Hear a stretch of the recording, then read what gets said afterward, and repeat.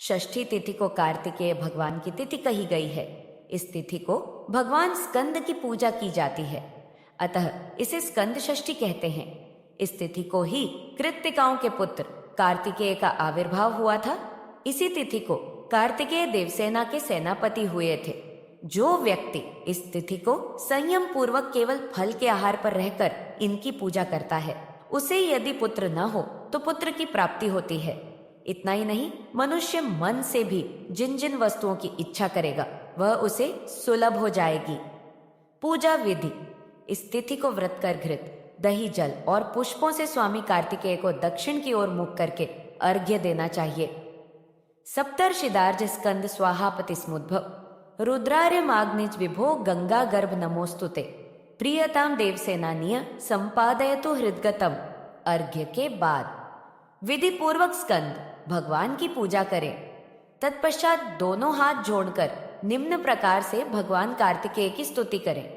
प्रभो, आप भगवान शंकर के सुपुत्र हैं। आप षण्मुख, स्कंद, विश्वेश, कुक्कुटध्वज, पावकी, शत्रुओं को कंपित करने वाले, कुमारेश, बालग्रहानुग, शत्रुओं को परास्त करने वाले, क्रौंच विध्वंसक, कृत्तिका नंदन, शिव कुमार, भूतों तथा ग्रहों के स्वामी, अग्नि नंदन तथा भूत भावन भगवान शंकर की संतान है।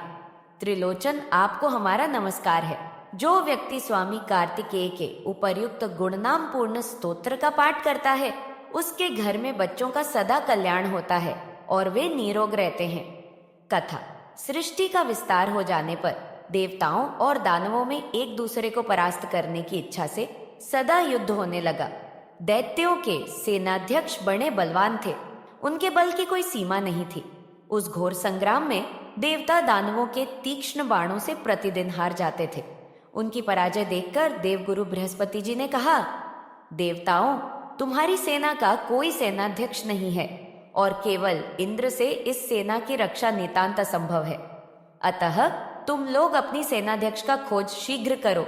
बृहस्पति जी के ऐसा कहने पर सभी देवता ब्रह्मा जी के पास गए और उनसे कहा, भगवान, हमें आप सेनाध्यक्ष देने की कृपा करें।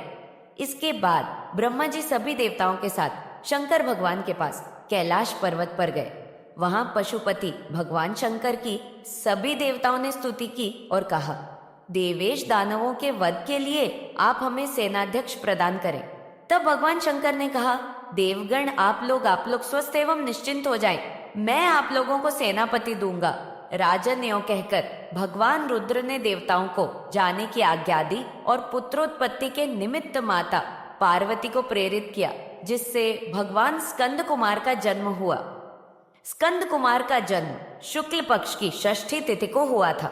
स्कंद कुमार को भगवान रुद्र ने कहा, पुत्र, तुम भूत ग्रह एवं विनायकों के नेता बनो और देवताओं की सेना के सेनापति बन जाओ। अग्नि के पुत्र होने से इनका नाम पावकी हुआ। यद्यपि इनकी माता गौरी हैं, किंतु कृत्तिकादि 6 माताओं ने इन्हें दुग्ध पान कराकर पाला था, अतः ये कार्तिकेय कहलाए। ब्रह्मा जी ने इन्हें षष्ठी तिथि प्रदान की है।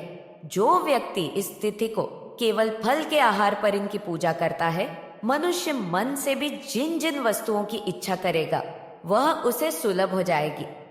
कथा समाप्त हुई। हमारे चैनल को सब्सक्राइब करें, वीडियो लाइक करें, शेयर करें और कमेंट करना ना भूलें। धन्यवाद।